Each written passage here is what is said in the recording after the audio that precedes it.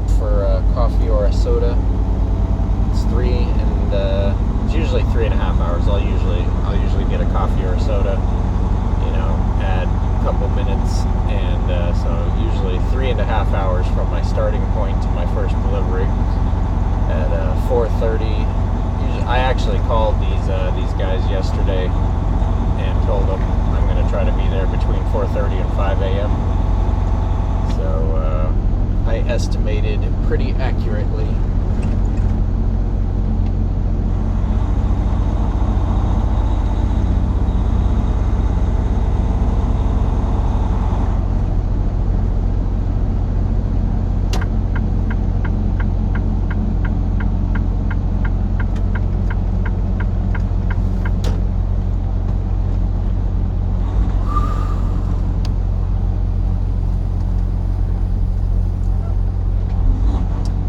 It was 103 degrees yesterday when I got home. Now at just after 1 in the morning, it's 82 degrees.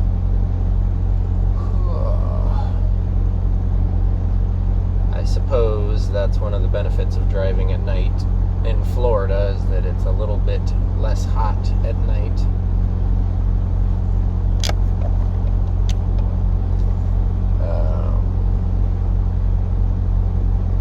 Yeah, working at night, I was actually thinking about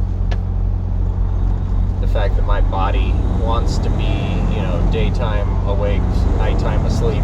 And even after doing this job for 3 years, like for example, tomorrow's my day off and the day after, and I'll immediately, without any issue whatsoever, I'll switch back to daytime living. Like, I'll go to bed at night, I'll be awake during the day, I'll go to bed at night, and then when I have to go back to work, on Saturday at midnight, it's back to the races of forcing myself to sleep during the middle of the day and waking up at midnight.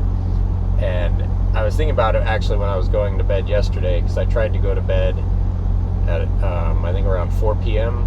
and I didn't finally fall asleep, I think, until after 6 p.m.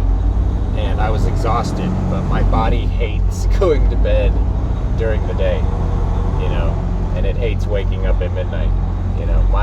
My natural clock does not like doing this, no matter how many years that I've been doing it. That's actually one of the things I'm mildly hopeful for in the future, because of I've got 20 years of driving experience, so I should be able to get any position driving that I want in the future. Is getting something in the daytime. Just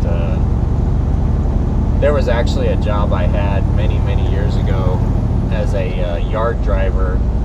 It was actually at a Walmart return center in Indiana, and it was run by a company called Excel that I don't even think exists anymore. I think they got bought by DHL, and then maybe got bought again. I don't think they even exist. But anyways, I was a yard driver for about 2 years, and it was hourly shifts. So I knew exactly when I was going to start. I knew exactly when I was going to leave. It was 4 10-hour shifts, which was amazing, as far as, most 18-wheeler jobs are between 10 and 13 hours a day. So in the future, if I don't need as much money, I would totally take a job like that again, where, I get to work normal, business hours and know exactly when I'm leaving, and I don't know. So at least it's at least 1 to 2 years away. My son's got 1 more year of school. I'm not changing anything until he graduates. But then after that, depending on what he does, if he stays in college here locally, then I'll keep doing exactly what I'm doing. I won't move or do anything until he graduates or